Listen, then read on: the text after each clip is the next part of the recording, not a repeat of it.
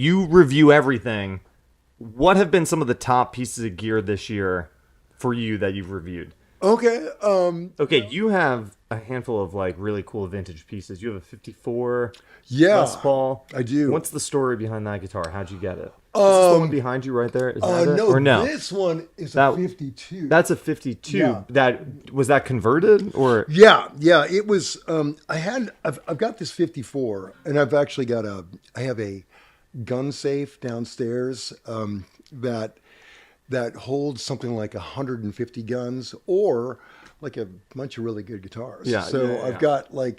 I've got my older stuff I don't play as much in there because I've been doing this a while. Yeah. I mean, in fact, back in the day they were just old guitars, Yeah. But now they're pretty valuable. But I was playing my old 54 Gold Top down at like club dates and stuff like that. To a friend of mine said, "Hey man, what the hell are you doing? that's crazy. It's depreciating by the second every ding, and there's and you could be mugged by a homeless dude." And so I had a friend of mine found this husk of a 52. My friend Dave Goodwin found just the husk, and it was affordable for what it was. what do you And mean just the husk? Like just basically like just the body, the painted body. so this is the original paint job? Or No, it's had so much done to it. Yeah. I have no idea what else has been done to this. But when I got it, it had already been routed for humbuckers. No, it had been routed. No, it had been routed for humbuckers and then back to single coils. In fact, you can even see a line right there. Oh yeah. So I brought it to Glazer and talked to some friends, and some friends gave me some gear. I already had this Bigsby because I've got an old 56 Les Paul Custom, and this was in the case. So I had that, and I had the body, and then I sort of sourced parts from friends. A friend of mine, Sherman in Kentucky, made this pickup. This, I think, is a Gibson kind of Murphy Labby one. I gave Joe a bunch of stuff, and I said, Yeah. just put it together. And did you refret it? Oh yeah. Yeah, you must Frets were totally dead, and Joe re-fretted it, plucked it, figured out how to bring that bridge. See how far down that is? Yeah. It's the same actually. I think Neil Young's guitar, as well as somebody else has a 52 that they just have the neck angle is kind of the problem with these, but Joe was able to bring that down low enough where that Tune-O-Matic fits. His Music City Bridge Yeah. stuff that he makes. So, Right. Yeah. Well, the Music City Bridge is what I've got on the 54, and it totally takes care of all Fix these that. issues. But Yeah. I wanted the Tune-O-Matic, so yeah, Joe put it together. Now I gig with this thing all the time. And So leave how the did you know this 54. was a 52 when you got it and it was so dismangled? How do you fact check Well, that's kind of tough to know because you can see they didn't use a serial number back then. that? Yeah. But I guess there's people I know that are so good at this. They can literally look at them and they can tell a mile away. I can't. There's some tells like, see how the Gibson is much lower on this, Yeah. and there's a few other tells. But then again, this one, like if you feel the neck on that, it's skinnier. So I think at some point somebody Shaved shaved it down, or yeah. Yeah.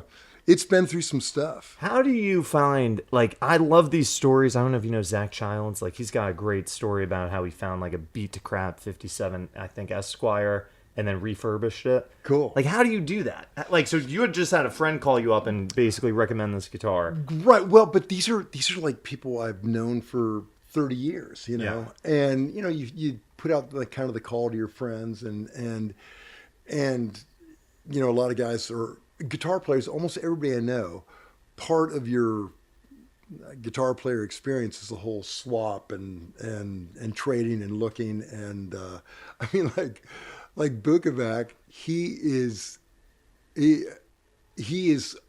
he says, I'm like a garbage man. I dig everywhere for this stuff. And that's what you have to do. You have to have the desire to dig for these things. Yeah. But back in the day, they were relatively affordable. Like I had I just reviewed this new Epiphone inspired by Gibson 1960 Les Paul special. And I had one back in the day that I bought for $400. So it used to be that way. So you bought the 54, which is in the gun vault downstairs. Yeah. When did you buy that? What year? Gosh, I don't remember, but I've had it quite a while, probably 15 years or so. But I've had some for 20. Yeah. Yeah, or more. So. And do you think that guitar is? You play other recreations and you go, it is better from 54, or is it? Do you play others that are really great too? I know that guitar really well, so it's kind of not a. It's the history, I guess, that makes it a better fit for me. Yeah. Because some guitars are they're like a stray puppy that comes up and licks your hand and becomes your best friend, Yeah, right, So right. some of those, they just kind of find you. I'm trying to find a vintage guitar like this for myself. Oh, I want to Zach. find one. Zach, how you do we will. find one, John? Zach, what, okay. what do we do? How does someone find their vintage guitar like this? It's impossible. Right now is your opportunity. Okay. People watching right now. Oh, right now, send right it to now. me if you have one. No, I'm not fishing for this. I want to find like a project. Yeah. Like what you've just described. So you got this 52 Les Paul that was basically in shambles. Yes. And then you went about restoring it, basically, right? And they're out there. There are a ton of these out there still. I mean, not as many, but it is really surprising how they do come up. Yeah. They're around. That's what you gotta find. Yeah. As more baby boomers, die and their kids find it under their bed. It's so expensive, though. That's the thing. It is, and it used to be, pre-internet, nobody really knew what they have. Now anybody can research it And figure it out. Yeah. But there's still. I mean, I had a friend the other day who bought like a 61 Junior for like a few $100s. Oh my God. Yeah. So they're out there. Someone call me with that deal. Yeah. I'll take it. That's right. Well, I'll do it. Put it in the comments when you've got an old guitar in shambles. Call me. Zach. Yeah. Hit up Zach. Okay, we're wrapping up here with John Bohlinger from Premier Guitar. You review everything. What have been some of the top pieces of gear this year for you that you've reviewed? Okay. Well, it's. I think that Keeley has just been on a roll. Yeah, but do you have to say that because they sponsor your thing and whatever? Oh well, come on, John. I guess they do. Hey, and Robert is. Well, if that's the answer. Robert's Go my with it, bro. John. But I'm just asking. Is that where this is coming from? Well, I guess it's like this. Robert is my friend, and friends are friends. Your friends are your friends, and you love who you love, and of course it does influence the way you look at everything. So yeah, I love Robert's adventuresome spirit. I love that he's always kind of pushing the envelope, but legit, if you look at any of my pedal boards, and I've got them everywhere. You got Halo on there. Oh yeah, and I've got the Nobles on there, and I've got the Reverb, and I've got stuff. I mean, I just like the sound of their stuff. Yeah. So You have on that board the Visual Sound Open Road, that Love yellow it. box, which is one of my favorite overdrives. I think we're the only ones, right? Well, I don't know, because there's I don't even think there's enough of a following to make it a cult following, but there is, every time that pedal gets brought up, I go, you'll run into people and they go, oh, I love that pedal. Yeah. I bought that pedal in high school. This is what happened. I got the pedal in high school, and a friend of mine kind of stole it when he went off to college. Yeah. And maybe 2 years ago, he called me up and he was like, I found this pedal. Do you want it back? I'll send it to you. And I was so curious because I remember thinking it sounded incredible, but I was like, that was almost a decade ago. Maybe my ears have changed. I've gotten better pedals. I played it and I was like, it's a great overdrive. Yeah. It's incredible. It sounds perfect. It's funny because that one, I've got two of them, maybe even three, and wasn't using.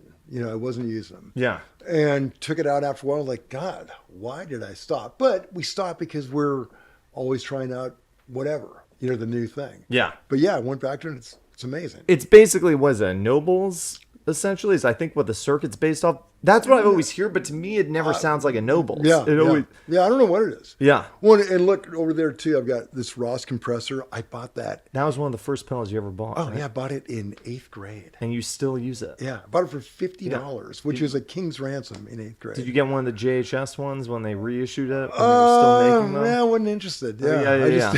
Just No one else yeah. seemed to be interested Yeah. either because they No. discontinued the line. Yeah, But, right. Like I thought the Keeley one was like the closest one. Yeah. But yeah, I'm still using that same pedal. and then the drop pedal too, of course. How many times does that save you in a situation? Man, particularly on when you can't bring two guitars. You got one guitar and there's stuff that is obviously Any flat or down tuned. Yeah. Obviously in a tuning.